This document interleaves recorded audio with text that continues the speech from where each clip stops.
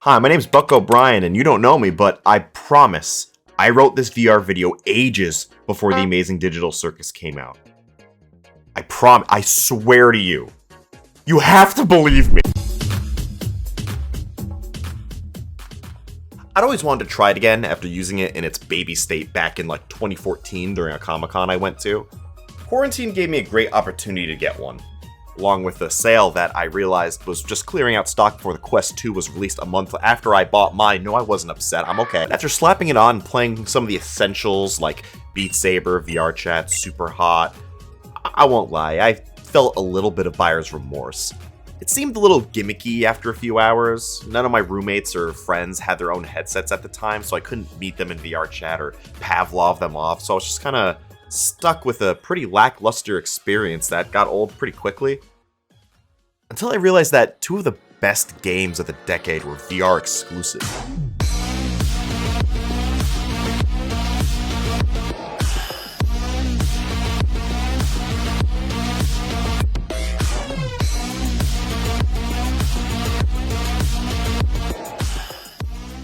These two games, Boneworks and Alyx, quickly became the staples of VR gaming for me and the bar to clear for every game going forward. In a weird symbiotic relationship, Boneworks came out first in 2019 by Stress Level Zero, calling direct inspiration from Half-Life 2, and then after Alyx's release in 2020 by Valve, they stated Boneworks inspired aspects of their game. You play one game and you feel the influences of the other. For instance, they both have the color yellow featured prominently.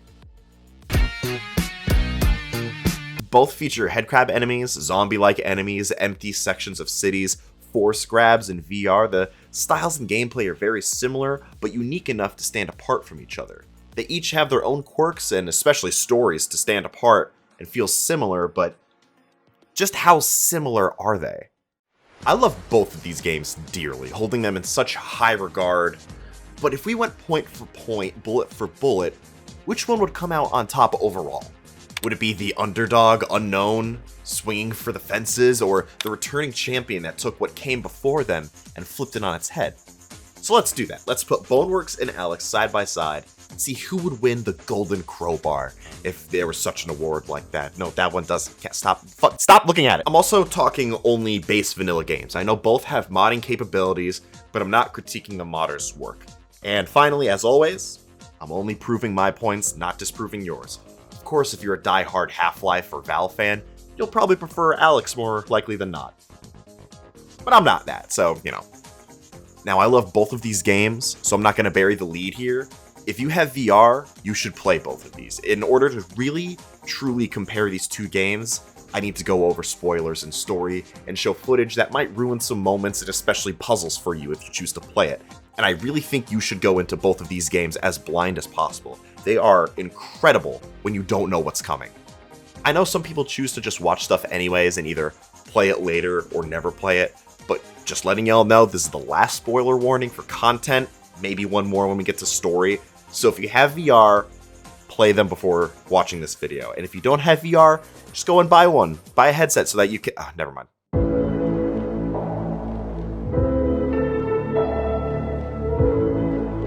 Where better to start than the whole framework of a game, the atmosphere and environment.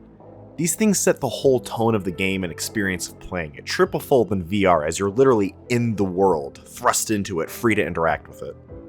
Neither one is lacking in atmosphere, Valve especially known for this in their other previous games. Even when there isn't really an open world to interact with, the environments and music set a perfect tone in every one of Valve's games. Eerie, comedic, intrigue, they have it in spades, and Alyx is not the game to break that pattern, bringing a very grimy, uncanny world at your fingertips that you should keep away from. Don't touch. No! City 17 really feels like it did in Half-Life 2, with a little less people and a little more gross, fleshy walls. It's in the throes of corruption, but still feels lived in. Part of it is just where you were traversing, like apartments and city streets. They obviously feel well lived in, but even the clutter in areas like the sewers seem to have like purpose, as if people were here and suddenly had to up and leave for one reason or another. And then there's Boneworks. As I said before, both games have abandoned cities you traverse through, but Boneworks has a bit of a tech spin on it, Without getting into the story aspect, it's important to note that Boneworks takes place all within virtual reality within the narrative. Both you as the player and you as the character are in VR, so most of the environments have this artificial look more than just man-made creations like brickwork and cement. They have this almost wireframe look, a simulation of a city. Literally. MythOS, more like the unnatural valley. It's uncanny. Fuck, I wrote it that way. You have portions of the city where textures aren't loading in correctly, these odd sludge warnings, a clear sense of something is wrong. It all feels very claustrophobic, much like Alyx, though, even when you're outside, it isn't outside. An artificial sky is still gonna block you in. But while you might find a little bit more freedom outside with Alyx, the world is still filled with garbage. Boneworks also has clutter, but it feels less organic, and I'm not talking like the artificial nature of the environment that I mentioned before. Alyx's world feels like a real lived-in world, abandoned as it is. The environments are so textured in the figurative sense that it feels more rewarding to sift through literal garbage for ammo and collectibles, rather than gray box number 42. I'd also be remiss if I didn't bring up music. Alyx has that great cinematic music that, when you're in the thick of it, bullets flying and headcrabs dying, it's incredible. It easily set the dramatic and cinematic tone that Valve was shooting for with its expertly animated cutscenes and complex set pieces. But it doesn't bang. Bone Tones is a great soundtrack, and I listen to it often outside of playing the game. There are a handful of songs that when you're playing it, you go, oh shit, I gotta find this later on YouTube or Spotify, which I can see someone viewing as a possible negative, taking you out of the game and experience. But I don't feel that way. Something about Bone Tones carries such emotion. Michael Wyckoff put his whole fucking pussy into this soundtrack for what is a funny VR game. I mean, this fucker put motifs in there.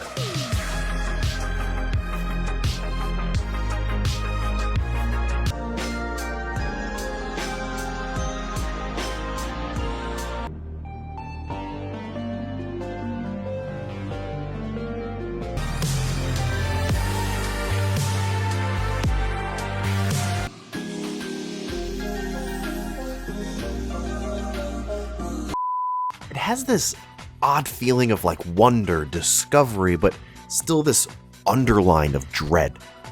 Now, Alyx's soundtrack also has plenty of emotion, mainly dread, but peppered in with action, like this kinetic movement. It's a lot more drumming tones and bass that isn't exactly my thing, but you might like it if you don't mind hitting on shuffle every now and then. Now, up to this point, the games still sound fairly similar, probably. City abandoned for some reason or another, but clear signs of something wrong, and you're just the unlucky or lucky one to sift through the refuse. But their differences really set them apart and make them shine in their own presentations, making wholly unique experiences from one another. Both of them clearly have sci-fi roots, but the creativity is a little skewed in my opinion. See, Alyx and Half-Life as a whole has a lot of creativity in the designs of environments and items. This is all really due to the Combine as an alien species having exotic alien technology. Like, look at this. This is a shotgun. Right? Boneworks has unusual items and environments, like what lays beyond the sky panels. But most of the time it's pretty bog standard items, Glocks, M4s, very standard buttons, levers, stuff like that. The future tech of the Combine puts you in a whole other world, similar to yours, but just different enough. Boneworks has this feeling also, but it's more liminal than it is alien. The Combine took a familiar world and made it strange, while MythOS took a strange world and tried to make it familiar. It's a liminal space, somewhere you shouldn't be and shouldn't even known of. It reminds me of the Backrooms, or this one indie game called No Players Online, a game where there's no players online. It's a great experience, would recommend a Nitrorad video on it. It really captures that odd loneliness and even horror of walking around an empty, abandoned multiplayer game. Speaking of...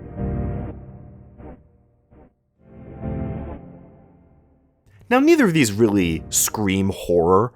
Yeah, Half-Life 2 had Ravenholm, but Valve didn't bill it as the next horror experience. And Stress Level 0 had Duck Season, which Yeah, I mean, that game was fucking terrifying, but my point is Boneworks wasn't billed as a horror title either.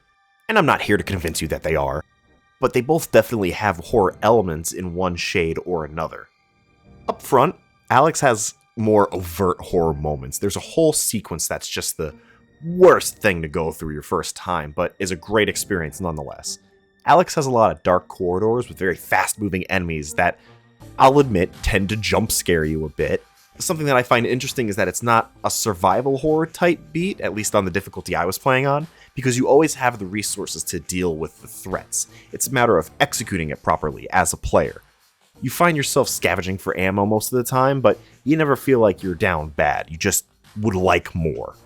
Now, possible hot take inbound, I think the FNAF VR game is a genuinely great horror experience. Not a great game, though, and I think The Walking Dead Saints and Sinners Chapters 1 and 2 are amazing games. Great times. But it doesn't have the horror hook that it thinks it does. Alyx rides a great middle ground between the two. Great gameplay to prevent and address the horror, but even when you can beat it, it'll still get you. It's like a little boo! But it's not like an egregious jump scare. It's just, you don't want these little fuckers flying through the walls, taking big messy shit. Jesus Christ! Now, Boneworks also had flinging little shitheads, which are also the worst thing to fight, oh my god.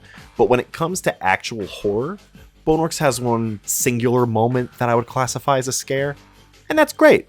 Now, Stress Level 0 certainly tries to make more horror moments, but since the enemies move the way they do, it doesn't really play out that well. I'll go over it more during gameplay, but they end up staggering and falling over shit all the time. Not to mention every melee enemy lets out this little noise when alerted. So if that doesn't spook you and tip you off, then them tripping over boxes for sure won't. Not to mention the enemies aren't really that threatening, compared to the headcrab zombies at least. They can't stack up. Dude looks like he forgot to install Counter-Strike Source. His ass is not intimidating. But where Boneworks shines more is in the unsettling, the ominous, generally distressing. You see, both of these games give you a sense of great loneliness and isolation. Because yeah, the city's empty, the Combine hate us, the null bodies are leaving, Monogon isn't contacting us, we might be alone, it just might be you and me, and that's okay, because do you really need anyone else? But I feel like you're a lot more alone and disconnected in Boneworks than you are in Alyx, and that's by design. You see, Alyx has Russell. He's a friend and ally who talks to you through a headset throughout the entire game. He provides a lot of comedic relief and lore, as well as explaining some of the more complex ideas the game has.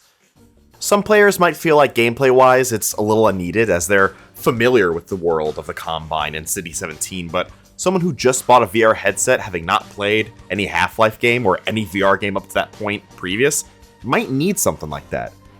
It's worth mentioning too that even when the world is familiar from past installments, putting it in a true first-person perspective somehow makes it feel foreign all over again. But regardless, Russell is a welcome addition, adding a lot of character to the game, which is, as I said, one of Valve's strong suits. With that being said, he does sort of undermine the unease the game wants to impose on you. Like when entering an entirely pitch-black hallway, Alyx will comment on it and put it in the forefront of your mind that you are alone, one person in the complete unknown. Anything can jump out at any time, but Russell talks through the whole thing, putting Alyx at ease, and therefore you at ease. Before. What was life like before the Combine? Ah, excellent. Alyx, have you ever heard of a club sandwich? Now, obviously that's purposeful. It's a little funny. I find it a little cheap, though. And sure, you can turn voices off and do, like, only subtitles, but it seems kind of like jumping through hoops a bit. Am I right? Boneworks is pretty effortless in giving you a sense of unease. A lot of it's carried by that liminal space feeling I mentioned before. Everything just feels so unnatural, otherworldly, yet man-made. Rather than being a place you shouldn't be, like a quarantine zone, it's a place you never should have known existed. A truly forbidden location. Now, I know some people won't find what is essentially a dev room city to be all that unsettling, but Say the line, Bart! horror is subjective. This is all to say that the massive difference, in my opinion, is the fact that Ford, You, the player, are completely alone in Boneworks.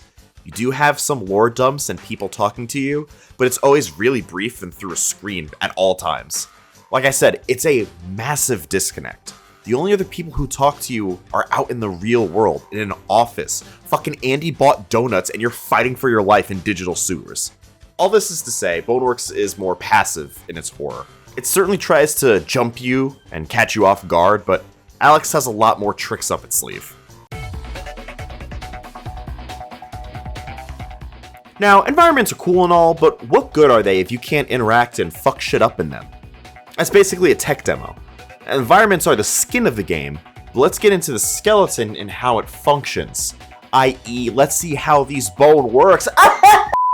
Now, Valve's big thing was physics in the Source engine and around Half-Life 2. Needing to stack boxes and be able to freely interact with most objects was super novel at the time.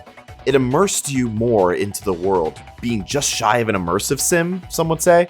But if we're talking immersion, VR is the obvious next step, and Valve knew that. And if you really want to be immersed in VR, you're going to need some physics. Both these games certainly have their quirks, Boneworks having wonky grabs and Alyx's yellow flashbang when putting your head through something, but they are both still super satisfying, just keeping in mind that they both have bugs, as does any game. Both Boneworks and Alyx have physics, but Boneworks is entirely physics-based. This is best shown in their tutorial sections. Both games give you a healthy berth to interact with the environment and test the physics before you really get into the story and things start to pick up. Alyx has you in a familiar feeling playground, spinning things, grabbing bottles, cans, just like it's your first time in City 17 again. You can interact in Alyx's hideout and see the extent of how much you can manipulate. It's really novel. If it's your first VR experience, it's something else. Now after a while, you get the rustles, gloves that allow you to flick items to you. This is how you're going to pick up 99% of the items while you play. And I only highlight them now because, oh my god, does it work so much better than Boneworks. I think the fact that you have to lock on first and then flick the item towards you just gives it more precision. Boneworks, you just kind of wave your hand and it comes at you, hopefully, in the direction you want. Alyx just feels so crisp with it. Now, Boneworks, you will get used to it, but initially it can be a little jarring. Boneworks gives you its tutorial in the form of a museum. Now, I can't praise this tutorial level enough. I think it genuinely is like a master class. Off the bat, it fits in teaching you the way the game works narratively. Like, it seems at first just a stuffy and boring slideshow of exhibits, but it makes sense within the story why you are in a museum and why this museum is showing you the ins and outs of VR. It's not just an undefined box in the sky that the game poops you out into the game once you got the ropes. It's a functioning location within the story and the world of MythOS. Alyx, of course, clearly shows you the ropes with little effort and does so pretty well with the narrative. But the little pop-ups by your hand can kind of take you out of the world, in my opinion. Boneworks also just has far more in-depth physics systems, as I hinted to before. This is mainly seen in its puzzles, using anything around you to be able to complete them. You manipulate the objects around you in very satisfying ways. A lot of the times, it's a matter of just climbing something, where the game usually gives you a few options, like building a bridge or climbing the many grappable walls and pipes. But some puzzles are very simple ones, moving an object around you. Putting a cinder block to keep a locked door open isn't groundbreaking in coding, but the fact that you see the closing door, a pile of cinder blocks, and it just clicks. It's not a question of, will the game let me do this? It functions realistically, for the most part. Now, Alyx also has physics, of course, sometimes being just as satisfying as Boneworks. However, it's more of a novelty here and less integral, baked into the game. Alyx has physics puzzles. One of the best sections of the game is pretty much all physics, but they're very few and far between, especially overshadowed by the Alyx tool. The Alyx tool is her own personal sonic screwdriver, being able to manipulate seemingly most, if not all, Combine tech. These puzzles are fun for sure, and they make good use of the new medium of VR. They're all 3D, being able to move around them and figure out your next move in your own way. They get increasingly difficult as they go along, putting new obstacles in your way while tracing wires. But when it comes to physics puzzles, Alyx boils down to You're really manipulating levers to move platforms to jump to. Something easily done in any other game outside of VR. Now, the Alyx tool does have one benefit over Boneworks in my opinion, that it cuts up gameplay way less than Boneworks. You see, in Boneworks, it's a hard cut between combat and puzzles. Like, it's very notable, taking you out of the world a bit. Like, one minute you're cracking a TV over a null body, stabbing another, adrenaline's pumping, and you enter the next room knowing you have no tension or worries at all for a while because you hear this little funny little puzzle music, woo! There's no real tension or worry of death. It's just how many times you're gonna fall and need to redo this. Alyx's tool lets you flow a little smoother through the puzzles and combat, sending you into puzzle mode just to hear the Combine chatter over the radio and then frantically flip to your pistol. Alyx's puzzle has a lot better flow between puzzles and combat. Speaking of combat, now, I haven't tested it, but I don't think you can play either of these games completely pacifist. Maybe Boneworks, more on that later though. The bread and butter of these games is destroying things, especially through shooting stuff. But what stuff are you shooting? Besides a head crab of some sort, it depends on the game. Much like many of the walls you find yourself encased in Alyx, everything is a lot more fleshy. Like in Half-Life, you've got different breeds of head crabs, including some new ones never seen before. These are the little guys that give you the most of those jump scares I mentioned earlier. These head crabs gives you zombies. Kill the zombies and the head crab keeps kicking. You got Combine soldiers of all breeds, foot soldier, manhack engineer, shielded heavies, minigunners, all cut from the same cloth. Inject 50 cc's of lead into any of them and they're all dropped the same way. Add in some antlions and some barnacles to taste and you've got yourself a Half-Life who's who. Some enemies have critical spots you can hit for some more damage or other effects. All in all, pretty standard shooter fare as far as meat bags go. In Boneworks, however, you're all the meat in the whole fucking city. Much like in the environment, everything is pretty artificial. The resident head crabs are actually sentient VR headsets, giving the same jump scare effect that the head crabs do in Alyx. You got the cleanup crew, closest you'll get to Combine. They're just holograms projected from a big rolling ball. The ball is actually the only place you can hit them, minus their heads marked by these little goggles. If you shoot any of that little orange area, it's not really going to do shit. Closest you get to flesh are going to be the null bodies and zombies, both of which just kind of walk in a straight line towards you while flailing around, minus the shooter variant of the zombie. Zombies are obviously fleshy, no matter how blue they get, but the null bodies are just wireframe with jelly inside. While different, functionally the same. The two have functionally similar enemies, but even without the variants, Alyx still has a couple more tricks up its sleeve. It keeps gameplay fresher longer in my opinion. Boneworks might be more engaging in finding new environments and ways to interact, but moment to moment, Alyx keeps it more fresh, especially in the way that each enemy interacts with each other. Although while Alyx has the crown for enemy variety, Boneworks sneaks up with a massive weapon variety. Boneworks has a trove of different weapons with variants of each for you to wipe out all the rigid bodies in MythOS. You pick up different weapons, both melee and ranged, as you cut through the city, having 4 slots on your body to save them. 2 large slots over your shoulder and 2 small ones in your pits. With 2 weapons in your hands, you could have an arsenal of up to 6 weapons on your person at one time. Flip this with Alyx, where you have a set loadout of 3 weapons to cycle through. You get these 3 weapons at set story moments, and it's always a big deal when you get them. It's just around the time where you feel like you're starting to exhaust your ammo or need some other tool to help you get through where you're going. You have 3 and only 3 weapons in the whole game, but you have various opportunities to upgrade them within the bowels of City 17. Now, while these have their own benefits and drawbacks, I think each option is perfect for what each game is doing. If you had an unlimited arsenal to swap in and out of in Alyx, I feel like it would remove a great amount of tension. When Boneworks gives you a chest with a specific weapon, it's almost as a wordless hint saying, yeah, this scope, you're going to want some range in this section. In addition to the actual weapons Boneworks provides you, being a physics-based game means everything is at your disposal. It's a Dead Rising approach. You see a brick? That's a weapon. Crate? That could be a weapon. They might not be as effective as a huge fuck-off sledgehammer, but it's a fun novelty still. In addition, your whole body, well, you have a body. You have a torso. arms, legs. I don't know what happened to Alyx at the beginning of Half-Life 2, but before that game, she didn't have anything besides hands and a head. But could her head be used as an actual weapon like Ford's? Didn't think so. In addition to not having a body, Alyx's legs seem to be a little gimped too, as you can't sprint in Alyx. You can jump, which you can sort of cheese into a sprint, but I think it paces the combat better to not have the option to sprint, as well as hit certain story beats with better accuracy and timing.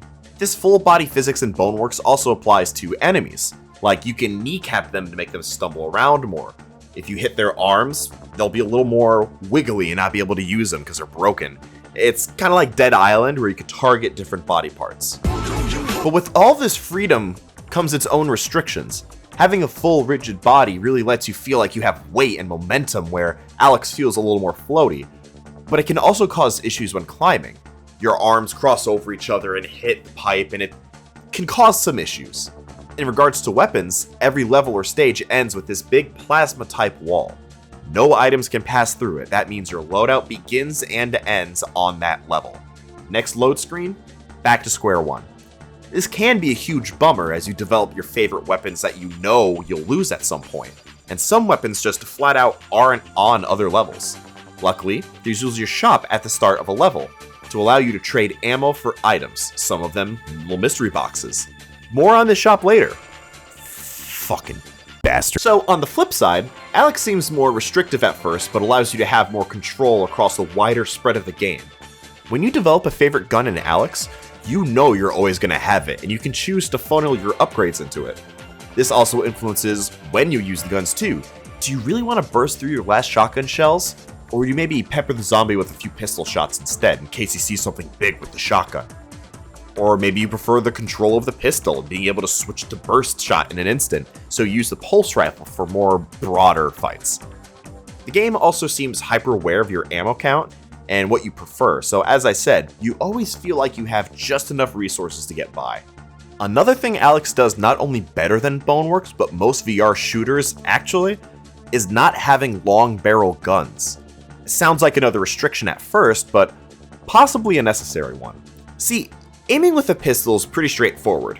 2 hands on the handgun, stretched out in front of you, shoot, perfect. Rifle? Your head kind of clips in the shoulder of the gun, sight's a little closer than you'd think as you're holding it, and fuck, just got stuck on the butt. Suffice to say, it can be a little awkward to manipulate a rifle in VR. Take a look at Pavlov. It has an option called Virtual Stock, where normally you would flail around, having to awkwardly get the virtual stock on your virtual shoulder. This option locks the stock to your shoulder when you hold a rifle with 2 hands, making it much easier to aim with. Alyx avoids these problems entirely by just eliminating the problem. It also opens up your other hand, keep it free for frantic reloads or multitasking, which, with how hectic this game can get, is really a blessing.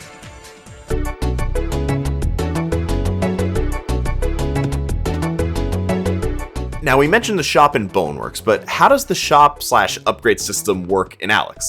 So the Combine have left little resin around City 17, and Alyx can flick them to her and save them up for upgrades like laser sights, ammo reserves, etc. These are usually in corners or hidden behind or under props. As I said, with Alyx's environment being as fleshed out as it is, it can feel really rewarding to scour through some garbage to find that one last resin you need for an upgrade. To a degree. Majority, and I genuinely mean majority, of your time in Alyx will be spent scouring around for resin and ammo. There's no shop system for ammo or resin, so you really need to comb through these detailed environments for them. It does give you a greater appreciation for the work that was put into them, but more often than not, I'm just looking for a shade of turquoise in the dark rather than actually what's in the dark.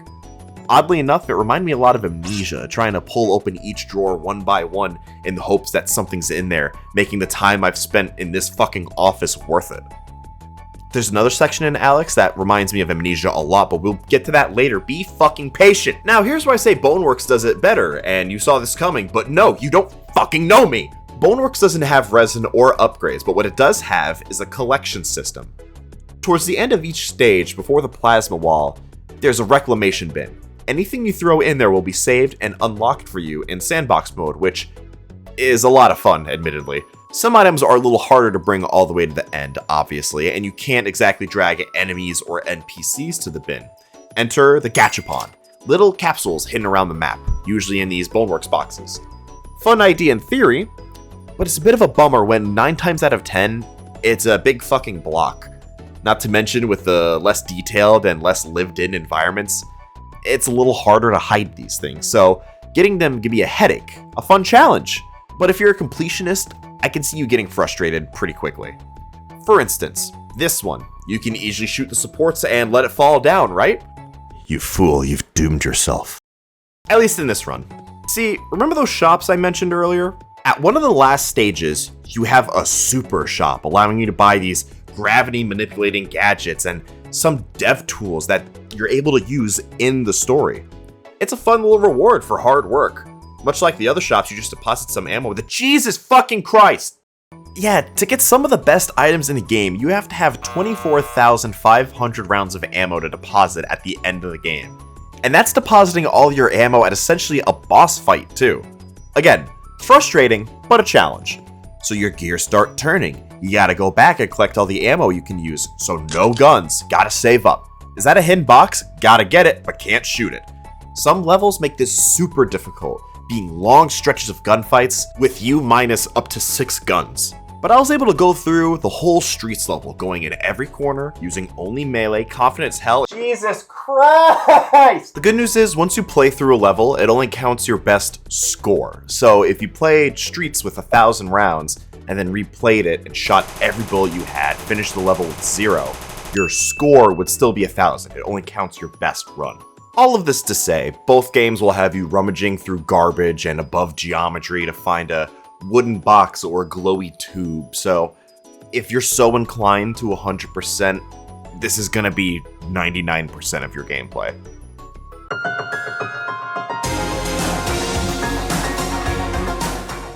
Now once again, I want to avoid as many spoilers as possible making this video.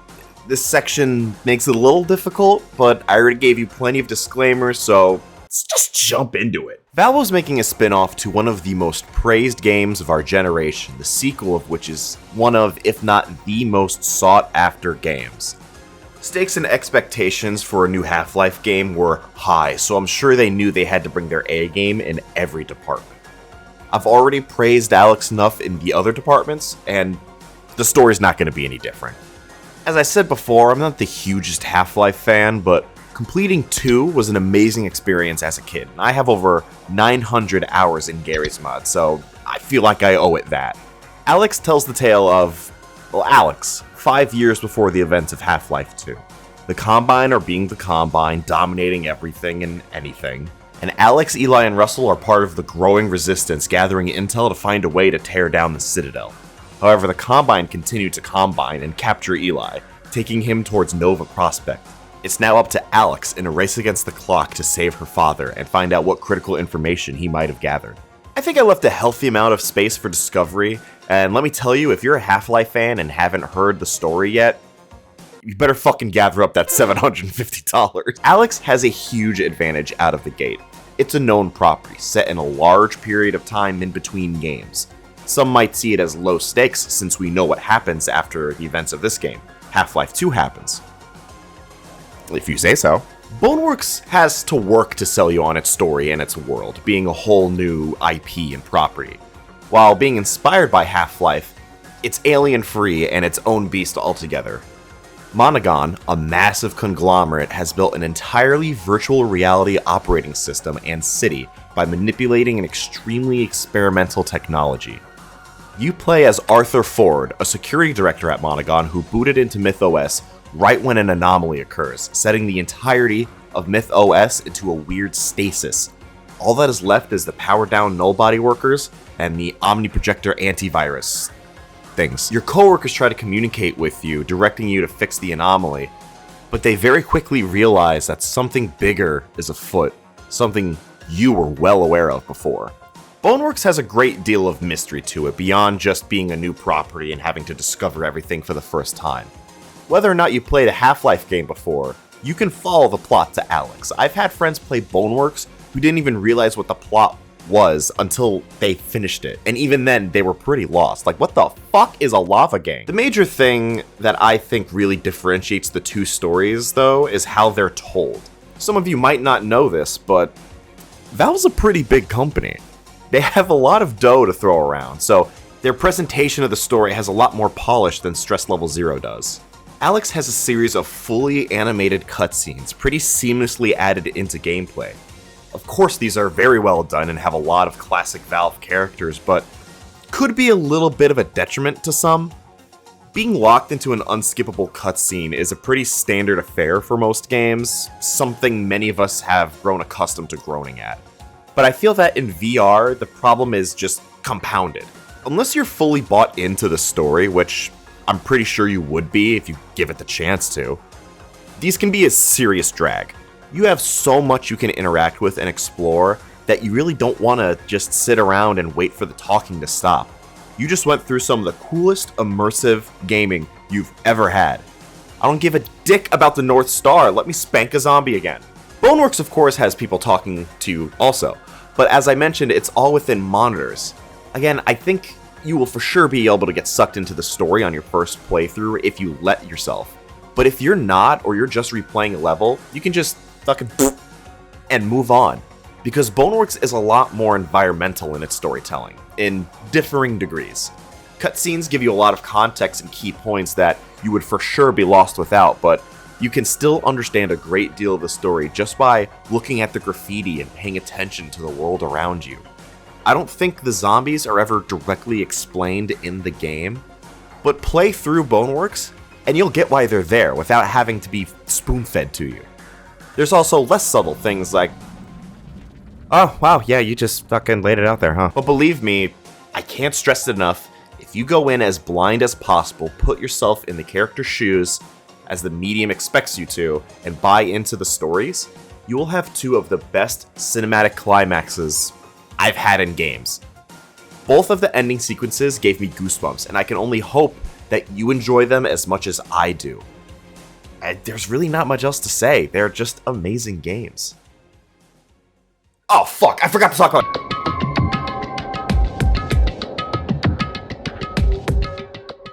You know when you were a kid, about to clean your room and your parents then told you to clean your room, so now you don't want to clean it, even though you were just about to do it on your own free will? If I hear one more person say, dude, you gotta play Outer Wilds, I can't tell you anything more, trust me, I'm gonna stick my fucking head in an oven. So when people told me the same thing about one section of Alyx, I nearly rolled my eyes out of my head, but I'll admit, they were right. You are more than welcome to flame me in the comments about how many times I told you to play these games before watching, but you really need to experience Jeff on your own, completely unaware of what is happening, because Jeff's sequence is just a great piece of gaming and use of VR in the systems that Alyx uses. So Jeff is a hyper zombie, just a totally foobarred individual. He continuously puffs out this gas that makes Alyx cough and has a whole head pussy that puts Predator to shame. If he gets his hands on you, it's a one-hit kill, that's it, and he is unkillable by any of your weapons. You and him are locked in a distillery in a game of cat and mouse. So what's the catch? How are you even able to get by him? Jeff is blind as a bat. Fitting because he has his own little, echolocation. Well, not really, he just has great hearing, but you make a sound across the distillery, and his heavy footsteps are gonna come barreling towards you in no time flat. This can be used against you or in your favor due to the fact that you and Jefe are in a distillery covered in glass bottles. You can grab a bottle, toss it across the room to get him out of your way, or you can open a drawer and have to act really fast, otherwise he's coming. I don't know if I can really articulate just how tense it is in the moment. You find yourself holding your breath in multiple sections as you creep around him, which is really fitting because that gas that you keep seeing and that Jeff keeps farting out, Alyx's coughs attract Jeff just the same as a bottle or a gunshot.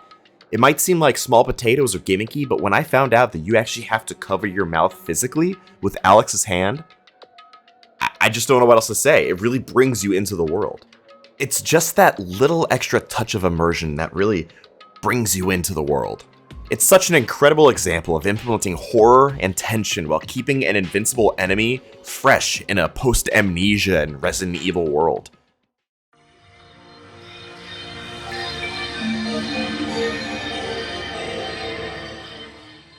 So, 2 amazing games worth your time, but which one came up top after it? Well, yeah, it's gonna be the one with the multi-billion-dollar company behind it. No shit, come on. But I can't understate how much I love Boneworks and Stress Level Zero for all the work they put into this world. I really tried to take my personal preference out of the equation, looking objectively at the games as experiences. Alyx just has the money behind it to get that polish, to bring it over the edge. But as an individual, as a Brian, one of few, Boneworks is my favorite. It just is. It's the one that I keep coming back to, messing around and having fun with it well after the story's over. And Stress Level Zero actually knows how to follow up, unlike Valve. Bone Labs came out in 2022 and continues the story along with giving you a ton of new sandbox content, trials, arenas, new weapons. It's a great time. If I could get one person to play Boneworks or Alyx for the first time, then this whole video has been worth it for me. I've loved talking about it and gushing about 2 of my favorite games that I've played in the last few years. If you decide to pick up either, please take your time and enjoy it. Pavlov and Pistol Whip are good to pick up time and time again, and these are too. But that first time you step into MythOS and take forward all the way to the tower, you only get to experience that for the first time once. So, for me, make it worth it. I don't have a cute, quippy little, callback ending to this one. This one obviously took way longer than I wanted it to, so I want to thank you if you were patient enough to stick around. Just kind of wanted to go behind the screen a little bit and let you know that between work, health, just time, I'm not going to be one of those YouTubers that's uploading once a month, once every 2 months maybe. I'm going to take my time and make sure that what I put out is something I'm proud of and something that you would want to watch and tell your friends about and want to rewatch. And so it's going to take some time, and I don't have a Patreon. I don't have any donation set up. I'm just doing this because I like doing it. And so all I ask is that you be a little patient. And if you have been up to this point, thank you so much. Next one I have is Backstrokes, if I don't finish this other one first. Dragon Ball Super, so thank you for watching. Do the funny little music.